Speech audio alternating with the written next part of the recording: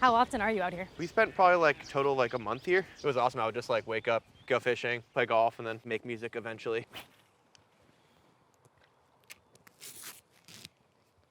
Oh, there was one trail. There's a ton of fish in here right now. Whenever we were recording, and if we reached like a spot where like I felt like I was stuck or not making anything good, I would just come out here and fish. It was so nice. So give me a timeline. Like, when was that? That was like over the summer, and then in the fall, like September, October, we were like finishing things up. The record took like 4 years, but like the bulk of it, like the part where we knew we had something good was probably like the last like year or so. So like over the summer through the fall was when I feel like things were really clicking. Oh, Really? another bite. A lot of that was like just me relaxing and finding ways to like make it fun. Right. Because I just wasn't having any fun doing it for like right after the tour. I was just kind of sick of it, and coming here and like being able to go fishing or go hiking or go ride around a dirt bike, like just made it seem like I was making music as like a hobby again, which was kind of how I always did it. Totally. Instead of like this job. It's hard to feel like that.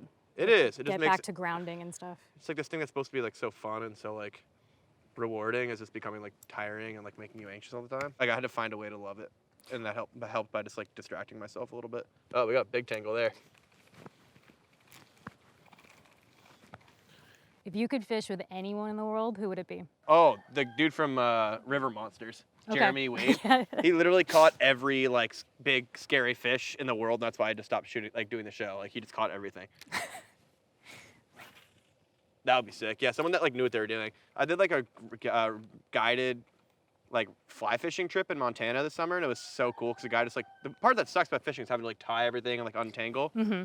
So they just do that all for you and tell you where to cast, and it's like so awesome. That's incredible. And like if you have to fight the fish for a while, it's like this cool like primal thing where you're like fighting this animal in the water. Yeah, really getting back to nature for this album. And yeah, like almost on the nose kind of stuff. Yeah, I just went fishing, learned a horseback ride, moved to Montana. Oh my God. Where I grew up wasn't like, we didn't have farm animals, so it's just fun hanging out with like cows and stuff like that. Mm-hmm. It's just so beautiful out here. Like I like sitting on that front thing and smoking weed or drinking a beer and just like writing a song. Yeah, it's perfect. It's so nice. What songs were born out of this farm? One of my favorite songs on the album is that song "We Go Way Back." I love that song. Oh, thank you. That one was like very much like a process of like being out there. We're all sitting out there in the front porch. Like it started to rain, and it just like something just clicked, and we started writing that. And you know, we put like the robin sounds and like the sounds of the crickets, and it just felt like so like an authentic like songwriting experience. Like a lot of the songs in this album were written, like half of them were written, and I finished the other half later. But that was all like in like 2 hours, and it was just like very like what songwriting is supposed to be, where it happens like instantly, and you're feeling inspired, and you go and make something you love. So that's pretty rare for you to have it done that quickly? For this process, it was. I feel like this process was so much of it was like me being too afraid to finish things or me not thinking things were like valuable, and so that I would like half finish stuff, and then you know later on I'd be like, oh wait, maybe this is good. But a lot of the songs we wrote here all happened at once because I felt like very relaxed and like at peace, and I was surrounded by the people that I really like to work with, and all of them loved to just fuck around outside too. So you didn't feel like you were like wasting anyone's time. Yes. Like, there's some days where you spend like 8 hours like playing around and then like 2 hours making music, but the song was always good. That song, the opening lines. Saw the world from up close, it ain't much to look at. Yeah, it's beautiful. Oh, thank you. I love that. I try to put a little bit like Paul Simon Yeah. style harmonies on that. I felt that song I think it's perfect. It's also the only love song, some of the only love songs I've made, and I love getting a chance to like try to do something more traditional. Is that a challenge for you to write like just classic love songs? No, I like, there's so much to love in my life and so many people I love. I think it's more like convincing myself that like it's okay to write a song that feels like a little less like about mental health or like about Right. hard things in my life, and just being like happy and like writing something that's just like purely an expression of love. Like my instinct is never to do that. And so it's actually like a challenge to like fight against the instinct to try to like be sad. Yeah, totally. It starts to kind of become like all encompassing, this idea that you have to make sad music or like that it's supposed to sound sad.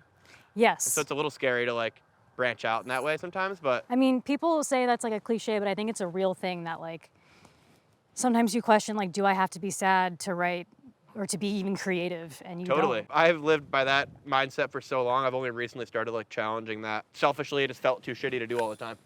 And I was just like, I don't know, I'd rather just like be happy than make music that maybe isn't as powerful, because it feels great to be happy and feels Yeah. helpful, and like punishing myself to create like was not a sustainable goal, I don't think. So wait, the Paul Simon harmonies on there, because your voice does sound different. Yeah. What songs of his have like inspired you? The Boxer is like my favorite song. Yeah. One of my favorite songs of all time. Me and Julio, just like letting those like the soft, like a softer delivery and letting the harmonies kind of like not make it more powerful, but almost make it more soft. Yeah. And just like kind of cozy. Paul Simon's always such a cozy sounding artist to me, and like I want to make music that felt like you're sitting on a porch watching it rain. Yeah, I mean, people our age really love Graceland, and it's a classic, but I feel like it's almost overshadowed. You know, like his debut with him with the fur coat. Yeah. It's so good. So good. The Only Living Boy in New York and all these songs are just so cozy. I mean, your casting looks great. But I'm totally in your area, I'm sorry. No, it doesn't matter.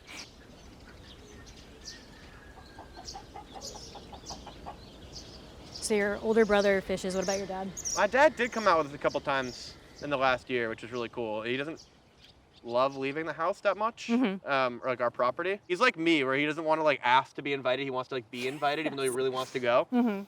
And so we always make an effort to be like, Dad, do you want to come? And most of the time it's like, no, no, no.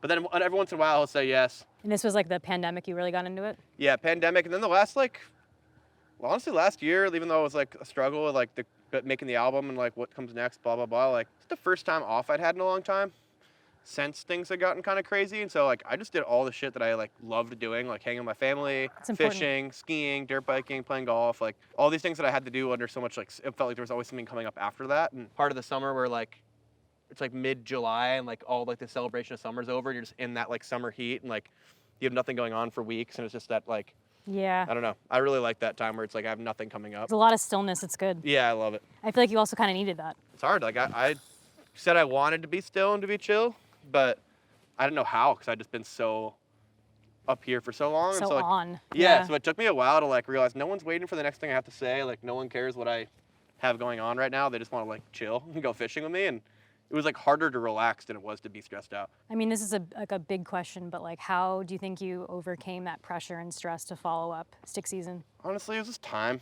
I think like acknowledging that I was struggling was a good beginning. Because I like wanted to have it figured out so badly that I convinced myself for a long time that I would just figure it out somehow. And I was like, oh, I don't know what I'm doing. Is when I was finally like, okay, I don't know what the fuck I'm doing. This is going to be part of this process, and like that's all right. I made it a lot easier. I just started kind of waiting for the feeling to come back. It's just like a feeling that anyone creative, I would say, has, where you just like feel that inspiration to make something, and I just know when it's there and know when it's not. You can't force it. You can't. Unfortunately, you can't. I definitely tried. Tried like every different thing. Was there ever a moment where you're like, maybe I just can't do this? Yeah, there was. Last March, I was just like, I called my manager and I was like, dude, I just don't know if I can do this. I can't find any joy in this. I'm like struggling with all these different things. And I really did like I thought about reaching out to my golf course and seeing if they needed someone to come like repair the divots. Like I was like just looking for something I could do for the next few years and while I figured things out. But yeah, I definitely considered like, it was just, that's a really good cast. Thank you. Just making me so unhappy that I was like, why Yeah. am I doing this? And like I've already achieved all these things that I thought I wanted and like I still feel this way. So Like, who am I doing this for? yeah, what do I do? I was no longer doing it for myself at all. That was painful, but like once I let go and like accepted that, fine, maybe I'll never write again, or maybe I won't be good, or maybe I won't like have a good follow-up or anything like that. Like that's what it's weirdly, like ironically, when I finally felt like I had everything clicking again. So there's 17 songs. Yeah. How did you decide what felt like it belonged on the album and what didn't? At first, I was so like scared and like without any music that I was like, everything's gonna go on the album, and Yeah. we were just like writing kind of feverishly and just being happy to be writing again. And then we look back at all the songs, we're like, damn, there's like 30 songs, 40 songs, and like a lot of them are good. And we kind of just started listening for that feeling. We wanted to capture like the same feeling we had in like The Great Divide. That just felt like you're put into like this world a little bit. And it was hard to narrow it down, but like if there was a song that was too off theme or felt like way out of left field, we would just be like, maybe for the deluxe or maybe for another time. And So there is going to be a deluxe. well, I don't know. Yeah. We have a lot of songs, but I don't know what the plan is. I'm sure you can guess the one that fans are really bummed weren't on the album. Yeah. Oh yeah. Paid as Cold Water. Yeah, that one. So I love that song, but they So I have was like, Fenway. I love that song too. And I like when we started recording for the album, I was like, oh, this is a slam dunk. I already have half this song. And I just like kept going back to it and feeling like I was just finishing it just to finish it. But I didn't feel like there was any more story that needed to be told. The same thing happened with Stick Season. Like when I put something out and I put half of it out and I find out people like it, then I'm fucked. Because I have to finish it and I'm doing it under the lens of like, oh, this is really good. Or Yeah, like, it's oh, hard. people want this. And you have to like kind of ignore that, which is not easy. I do want to like do a whole different like EP someday that like is like a sequel to this EP I put out, Cape Elizabeth. You mean Cape Elizabeth 2? We really want that out. I will speak for the fans. I know, and that would be really fun. Like that kind of conceptual thing would be fun. Mm-hmm. It's just a matter of like finding ways to make sure it speaks to my current feelings, so that I'm not like, I don't know, like making a concept record that just for the sake of it. Yeah. But I've always wanted to finish like that story and keep writing around that. Just like look at my life and like my next few years, I'm like, I don't know where the fuck I'm gonna find the time. Yeah.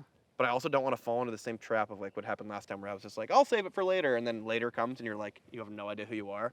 Right. So I'm trying to find that balance a little bit. At what point do we throw the towel in? I think we're approaching. Why don't you show me the rest of this awesome farm? All right, let's do it.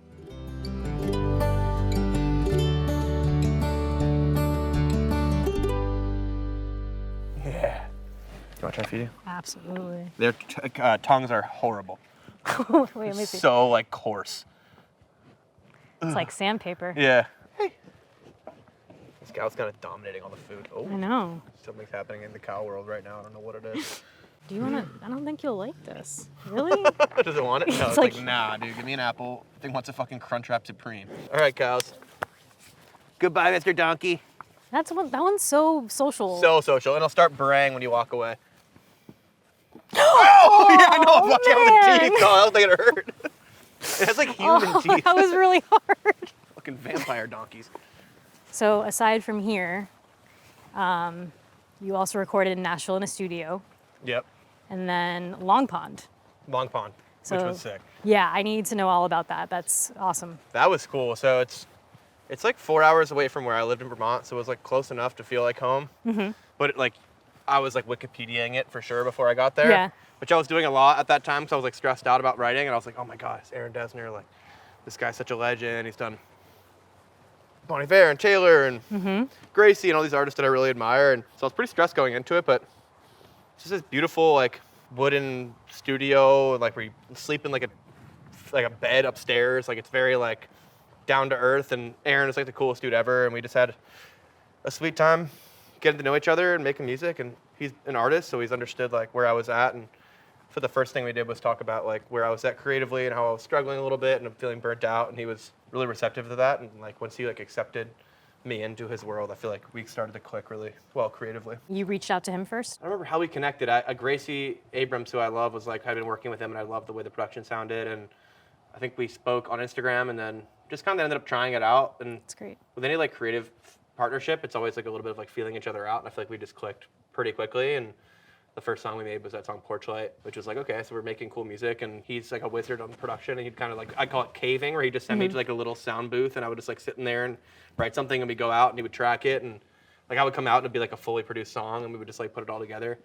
It allowed me to like make music without having someone else like guiding me necessarily, but like there to support. And he's really good at like adding what the song needs instead of trying to like direct everything about the lyrics. Just like guiding you. Yeah, I feel like I write lyrics and melodies a lot of my own.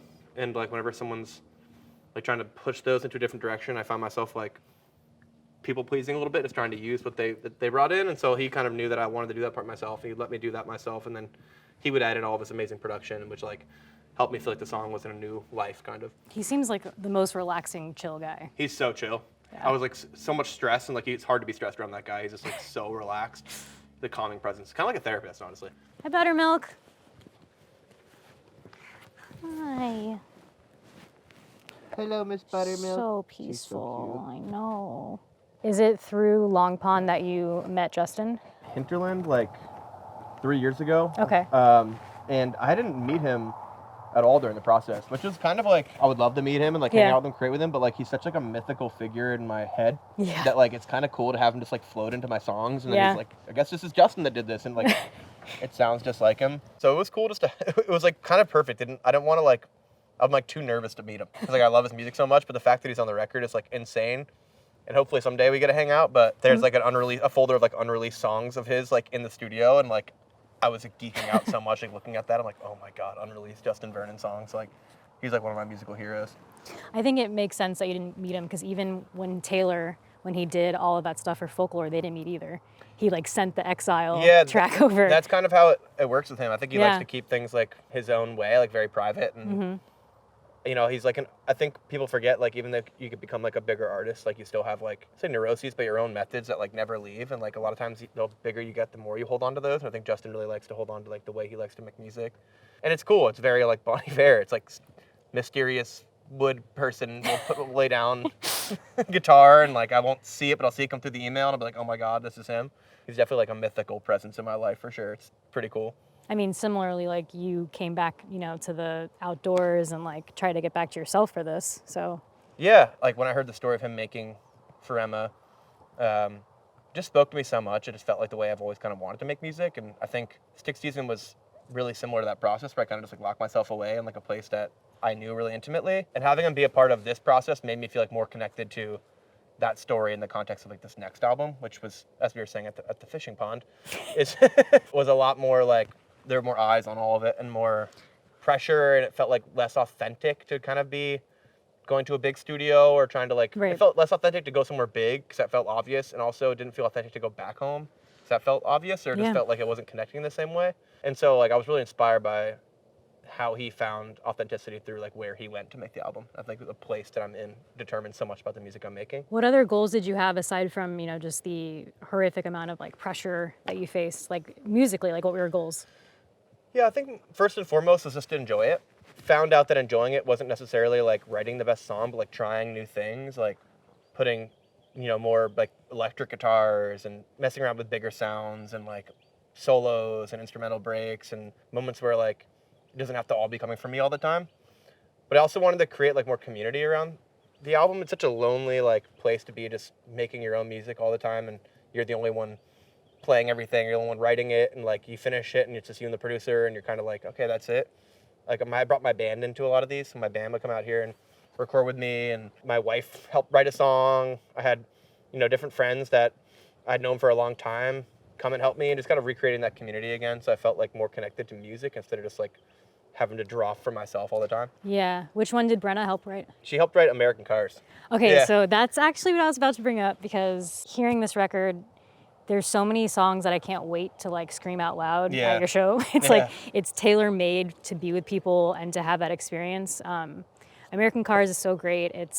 Your fans have never heard that in any capacity. No, they So haven't. it's a total surprise. Yeah. Tell me about writing that one. That song was so much fun to write. I just done like 3 days of writing, like co-writing, and it just felt like I was auditioning for everybody and wasn't making music I loved. And so we just sat down in the studio in Nashville, and one of my band members, a keys player, started like playing this little riff, and it just felt very like We're on Drugs, Springsteen, Yeah. Sam Fender, who like all artists that I love and adore and like look up to a lot. And the chords almost like bring you to a certain like melody. And so I started like not trying to fight against it and try to be different. I was like, just sing along to these chords like with the movement. And I started writing about my sister, who like whenever there's a problem, she's kind of like the put together one who like Yeah. comes home and like takes care of business. And she's always like, pulling up from New York. So she's always in like the big rental, and like she has the glasses on and she's like ready to handle business. And so the song was basically like, you got to get your ass home. Like, we really need you this time. And even though it's like kind of selfish to like force problems on you, like, you're a badass, come help us solve them. And so I wanted to write a song for her because she didn't get a song on the last record and she was bummed out about it. Yeah. And it's also perfect that it's like a Heartland like anthem. For sure. The hook and the chorus is like whatever I asked, but it just felt like American Cars felt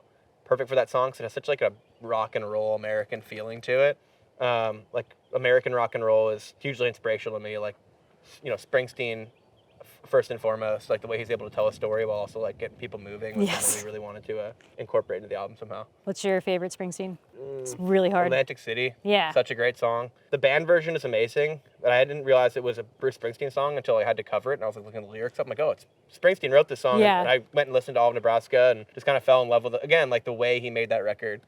There's such a story to it. It's an amazing album. It is, and I like when anyone tries to do something different or more organic or like grassroots like that. And he kind of like set the stage for artists to like be okay not having it sound perfect all the time, which is something we definitely try to approach on The Great Divide.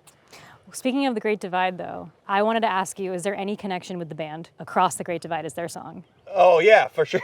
I was like, I think it meant like my band. I'm like, yeah, well, we played together. Like you're musicians. No, like the band themselves, like the actual. No, I wouldn't say there's any intentional connection at all. It just like felt like a phrase that not just encapsulated like that song, but the intention of the record, like the disconnection that I felt for myself and from family in Vermont and from music and like my career, and it just felt like that one phrase could kind of sum up everything I was feeling. Which is sometimes it's hard to like choose the most obvious thing. We flirted with The Last of the Bugs. We flirted with different ideas. And The Great Divide just kept coming back as something like simple that felt like it fit everything. Obviously, when you first broke out, the fans are what really like made Sixth Season happen. It like just totally took off organically. Yeah. And you've always been connected to them. What I love is like a lot of these tracks, they kind of are familiar with. Mm-hmm. They're so quick to know things, like whether it's a snippet from Instagram Yeah. or it's live, but like American Cars, there's a lot of songs that they've never heard at all. Yeah, that was really important. I think a big part of like why people have heard a lot of things is because it was 4 years with really no new music, and I was like, fuck, I just want them to hear something. And for my own narcissistic needs, I was like, I want to see people like respond to this, because I felt very much like I had nothing to show for like the last few years of my life. And so some insecurity of like, I want to make sure people still know I'm making music, but also because the fans are so good at like you said, finding the through lines from one story to the next, or like knowing what song was an old song I put in Instagram Live or something brand new. And I also knew like there's been a lot of the teasing, so I want to make sure there's tracks that people have not heard. And there's definitely like 6 or 7 songs that nobody's heard yet. American Cars being one that's really, I think, could be a fun surprise for people. 23. 23, End of August, which is like one of my favorite songs. That's such a way to open the album. It's like over 5 minutes, almost 5.5 minutes, and I love it. It really sets the tone. That felt like the perfect like entrance song to the record. It just like sets the scene, and like the sounds, even like the crickets, and just like that feeling of like the end of summer, and kind of like the hazy, like right before things are about to change. And then one of my favorite songs, probably my favorite song on the album, is Dan, which is the last song, and it just feels like it really tried to capture like friendship and the simplicity of like sharing something with a friend that's you've been thinking, and like kind of the opposite of The Great Divide, where it's this distance and this silence, and then in Dan it's like yelling out these feelings that you have and these darker things that you want to talk about, and at the end just admiring the beauty of that moment and the beauty of like connection between people. And it just felt like that song, nobody having heard that one yet, and kind of the title being like just a person's name, I think will be a surprise for people, and I'm hoping they like it. You have a fire tower tattoo, right? Yeah, I do. Unbutton my cool shirt. Yeah, so that song, the Fire Tower, is the last time I saw my buddy Carlo. We climbed up a fire tower in Norwich, Vermont, and I think we smoked cigarettes and just listened to music, and it was like peak foliage in Vermont. It was so beautiful. And so when I found out about this place, it's called Fire Tower Farm, like, oh, that's cool. Like, I love fire towers. I wonder why they named it that. And they had a fire tower that looks exactly like the one that Carlo and I climbed up. And so it just felt like very, I don't know, like serendipitous and like fate almost. And I'm a huge believer in like signs from the universe. Mm-hmm. And even when we were like creating some of the promo for this album, like there's so many references to bugs and insects, which are like a great omen for me. And there were ladybugs like all over the property, just like these really serendipitous things that like drew me to this place, which made me feel like I was in the right place to make the music and that it was the right story.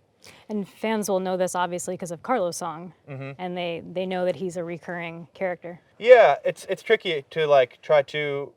I always want to make sure that the songs speak for themselves. Yeah. But I also really love, and something that I think Taylor Swift, as an example, does like brilliantly, is like leaving parts of different songs that have same characters, the same story. And in my head, there's always like a big story for who these characters are, which songs of these connect with which characters, and who they represent in my life, and how the parts of me find themselves in the characters. It allows me to kind of almost feel like I'm writing fiction sometimes, while also making sure it stays personal.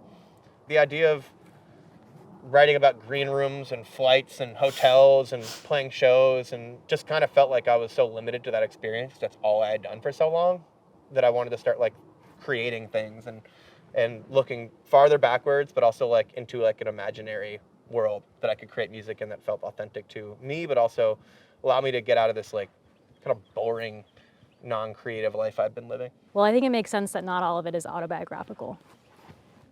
Yeah, I think there's always parts of me in them. There's always truth and real experience in the songs. But I also like to be creative. I like fiction. I like storytelling. And I like the idea that I could never run out of things to say.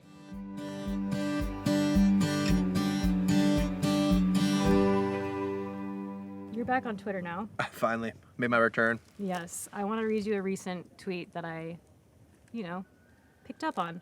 What if the album just sucks so bad, LOL?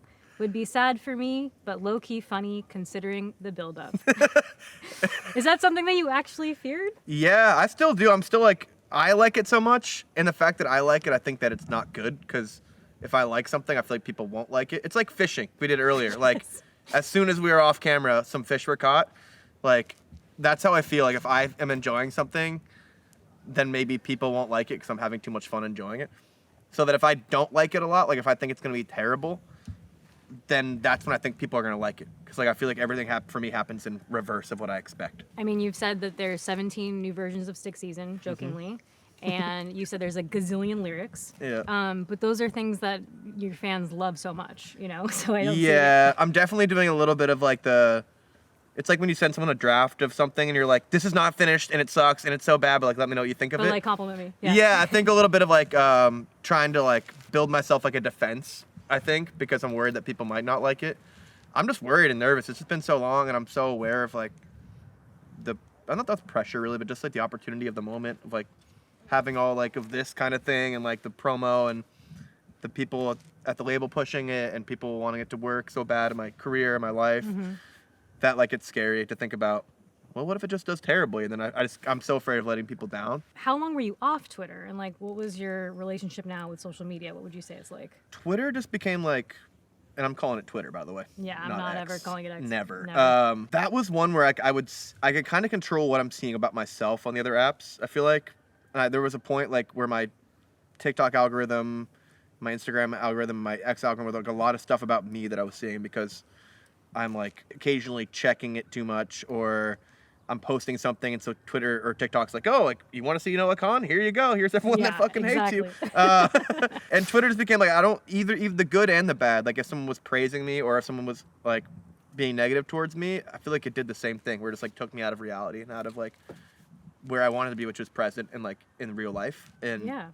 I kept seeing things that would just make me either think that I was doing something great or doing something horrible. And like that bipolarity was just like tiring. And like I got like vertigo from like constantly being up here and down here.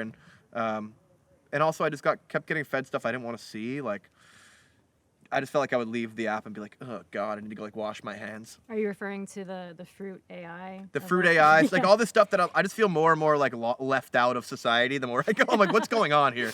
It wasn't fun for me, and I think I'm coming back to Twitter. It's like LeBron coming back to Cleveland. And I've come back to Twitter with a new mission.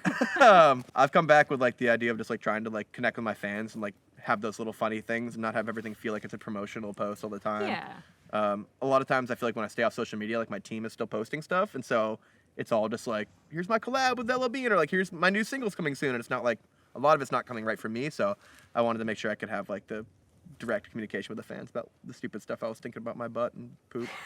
Poop.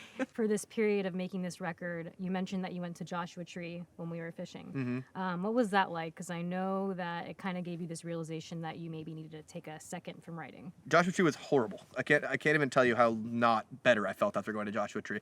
I was like trying to live in like a romantic comedy where if I went to Joshua Tree and got an Airbnb, I would like find myself like ingratiated in a small town where like I could just disappear like Dave Chappelle style. Not at all how it happened. I got an Airbnb that was completely made of glass where I was like surrounded by this lonely desert life that I was living. And I was struggling a lot with like what ended up being an official OCD diagnosis, but some like really bad symptoms of OCD and just a lot of like very not in reality thoughts and feelings that were really scary and hard to deal with. And I realized that like not only was I not going to be healed by going somewhere traditionally beautiful or, foreign, but I really wasn't in a good place mentally outside of just about making music. I was really struggling to get through every day. That trip made me realize that I couldn't just run from shit. I had to actually deal with a little bit of it. It was like the trip that inspired me to finally get back on medication and go start looking at these OCD symptoms and also to step away from music. I called my manager and I was just like, dude, I'm here. I fucking hate it. The trees are great. Like the trail's amazing. A lot of people would cut off t-shirts and stuff. It's amazing, but it's not doing anything for me. And I don't think I'm the kind of person that like needs to go somewhere new. I think I need to like figure out what the fuck I'm doing mentally. Yeah, and with your OCD diagnosis, was this like through therapy online? Were you literally in the desert when you found out? Like, how did this work? I go to therapy via Zoom every week. Okay. And so I had just been having like a pretty severe episode where I was convinced something was happening that just was not happening, or that I had said something that I just didn't say, or that I could convince myself that I ran somebody over, knowing for a fact that I didn't see another person on the road. And I was in that moment where I'm just like, oh my God, what did I do? I'm reassurance seeking from all these people around me. I'm like, did I say that? Did I do that?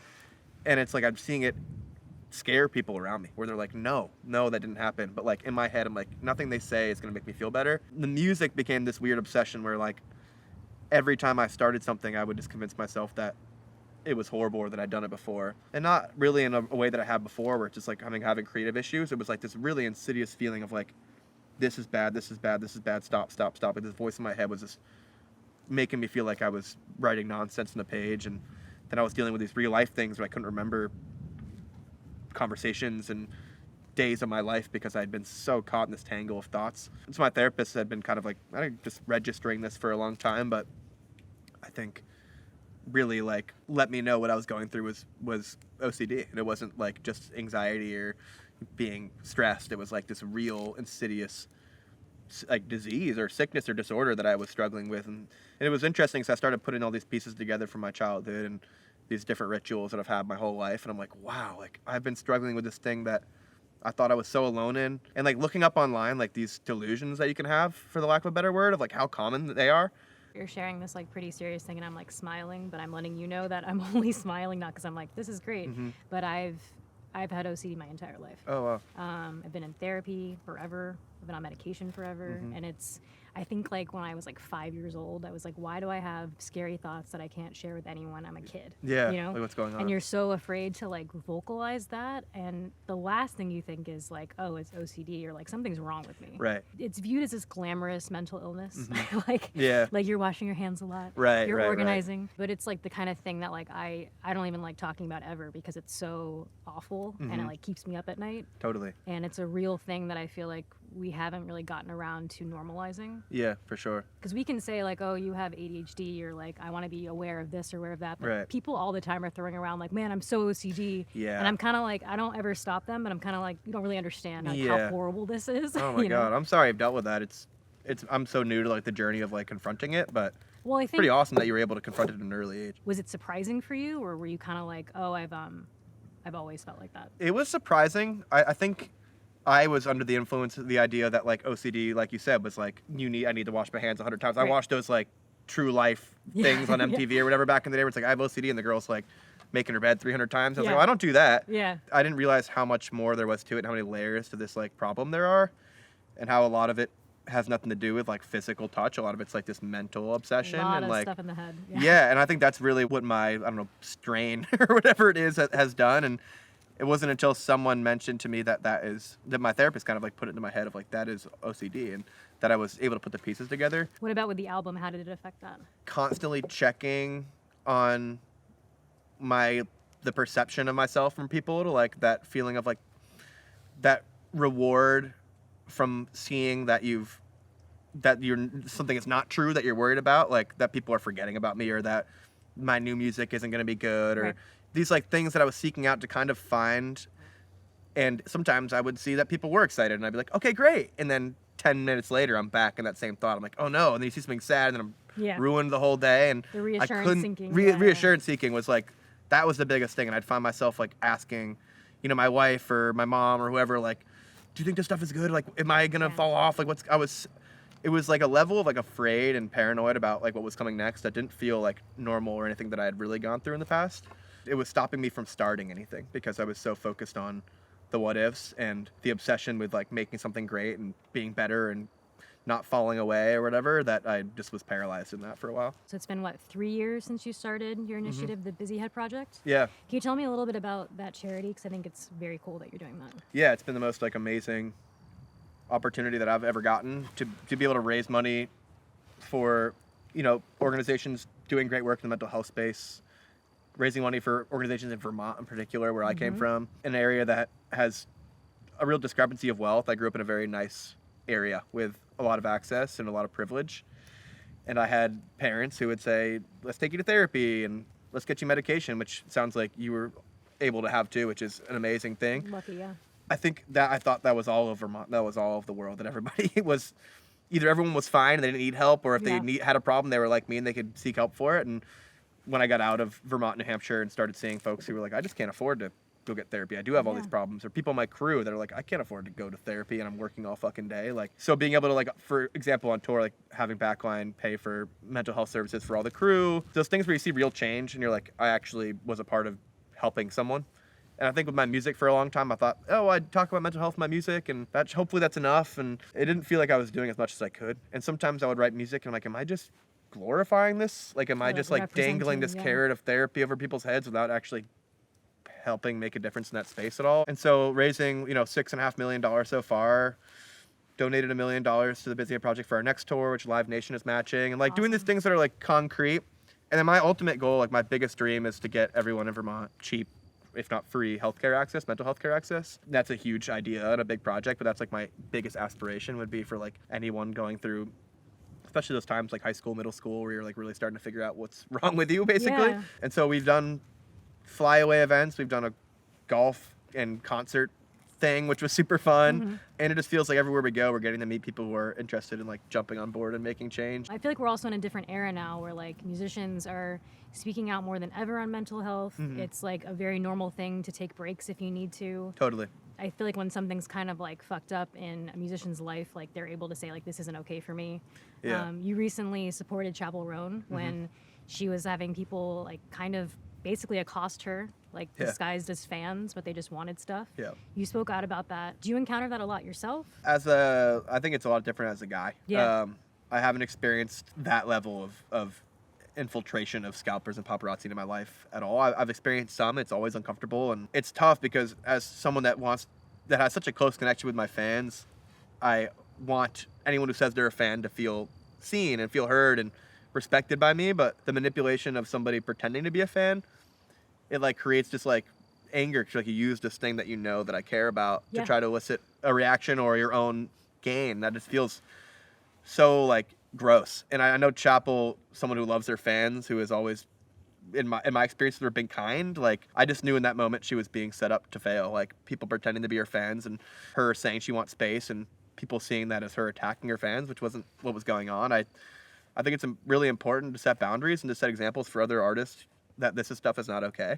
And that it's okay to say, hey, I don't want to sign an autograph that you're going to go sell on eBay, or I don't want to be followed around by paparazzi. It's just a basic human decency that I think she's asking for. And I would stand up for her for that any chance I could. I remember leaving Clive Davis and hearing these paparazzi guys screaming shit at me and my mom. And one of them said worst new artist, and I was up for best new artist. And I was like, damn, like kind of, you fucking got me there. Hurt my feelings, and like it sucked. And my mom was like, oh my God, like this is awful. And just seeing my mom's face drop when that happened, I just don't want anyone to go through that. Yeah, no one should have to go through that. No one should be harassed, and no one should be yelled at, and no one should be followed around. A real fan would respect your space and respect your comfort. I'm always down to get a photo, but if I'm ever like, hey, I'm not feeling it right now, they're always respectful of that.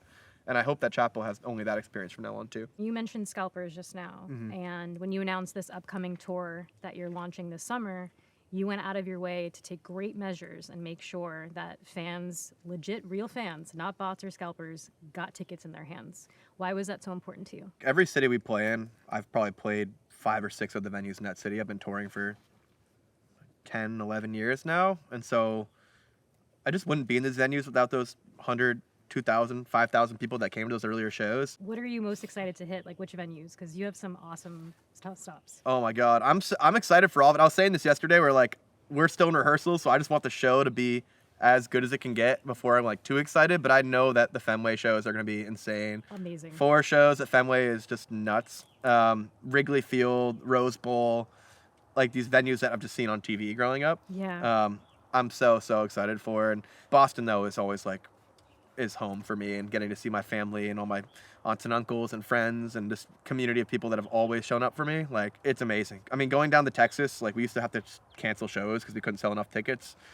Or in Toronto, I used to buy my own tickets to sell the shows out. Like so many more people now are coming to these shows, and I'm like never forgetting those moments where we couldn't sell a show out, or we would look out to be at a half empty room. And man, I remember playing a show in Paris and there was 11 people there in like a 500 capacity venue. And I remember I can still remember every single person's face in the room because there were so few people. And so I know the feeling of like not having people there. So every single show I'm excited for because they're sold out, and there's going to be thousands of people that have supported me for a long time watching. When Olivia Rodrigo brought you out to Madison Square Garden, was that your first time hitting the stage, or had you already performed there? That was the first time. That was insane too. Like her crowd was so loud.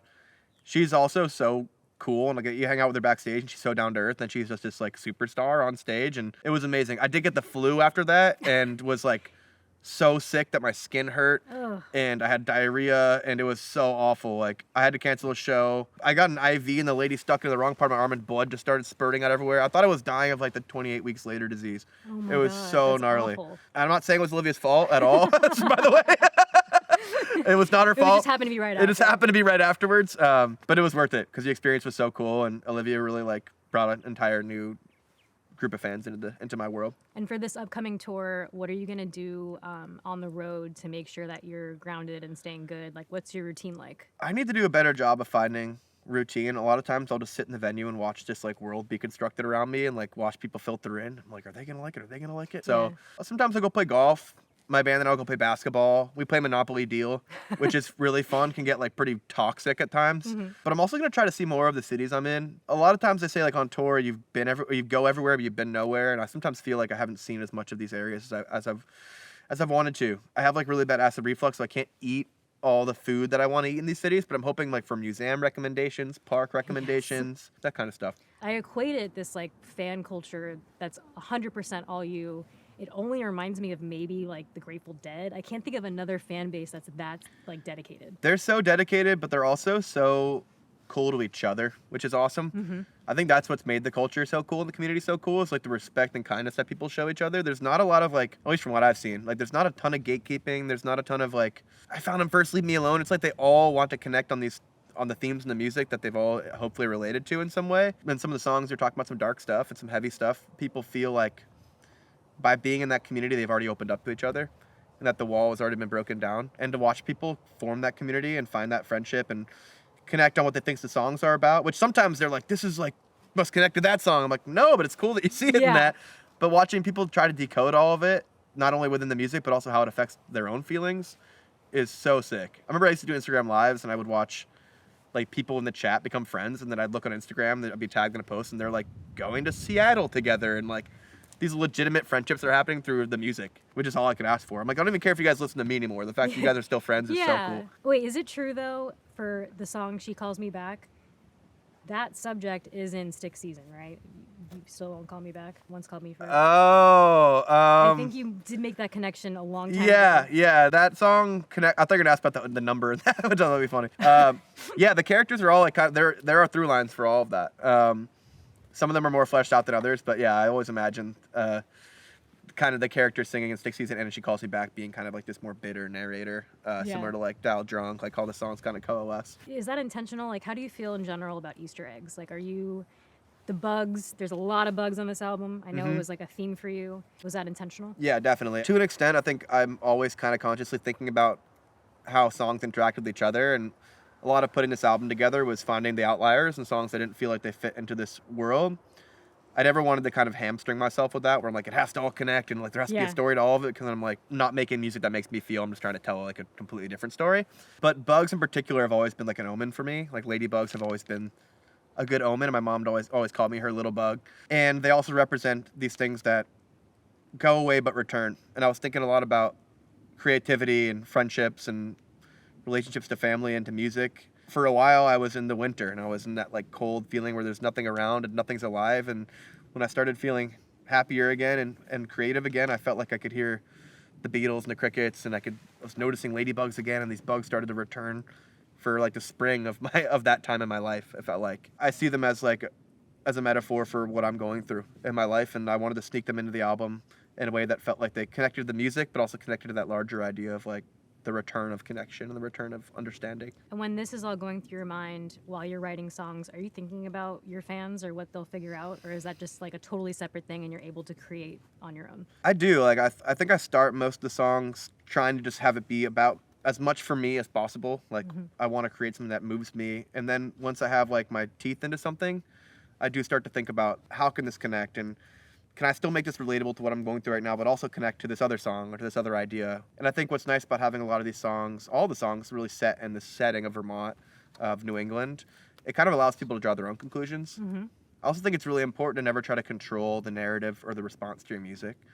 I think you need to let your fans have it be whatever it wants to be for them. Yeah, and to that note, like, you know, you're so famously New England, but there could be people in like small areas of like Oregon or Totally. like the West Coast who feel like a very strong emotional tie to your music because they also grew up in a small suburban town. 100%. I want people in cities, you know, to Yeah. feel the same way. I think I never felt more alone than when I lived in New York City. I never felt more isolated or by myself. I felt like this huge place was like brimming with potential friendships and potential connections and things to do, and I just felt so inward.